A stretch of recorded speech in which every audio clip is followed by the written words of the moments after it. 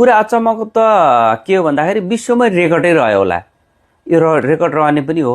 पूर्व राष्ट्रपति भइसकेका मान्छे फेरि पार्टीको सदस्य हुने। नेपालको हाम्रो एमालेको हिसाबमा त झोले नै भनिन्छ के अरे होइन।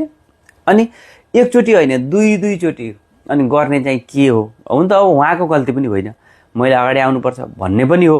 तर 5-5 चोटि 6-6 चोटि प्रधानमन्त्री खाना यहीँ बसिरहेछन्।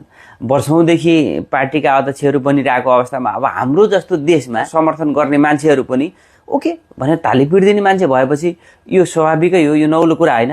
तर कमसेकम लाज पनि मान्नु पर्ने हो। उहाँले त लाज मान्नु भएन, पार्टीले त लाज मान्नु पर्ने हो। पार्टीले लाज मान्नु भएन, कार्यकर्ताले लाज मान्नु पर्ने हो। त्यो हुनाले अब यो विडम्बना छ, दुःखको कुरा छ। एउटा राष्ट्रपति जस्तो मान्छे कि अब गाउँपालिका अध्यक्ष गएर लड्दा ठिक होला, अथवा चाहिँ सांसद गएर लड्दा ठिक होला, अथवा भोलि राष्ट्रपति भइसकेका मान्छेलाई झोले भनेर गाली गरेर कसैले गाली गऱ्यो भने के मजा होला? सिम्पल कुरा छ। अब यो सबैको गल्ती छ, उहाँको मात्रै होइन। ठिकै छ, त्यही पनि शुभकामना तपाईँ।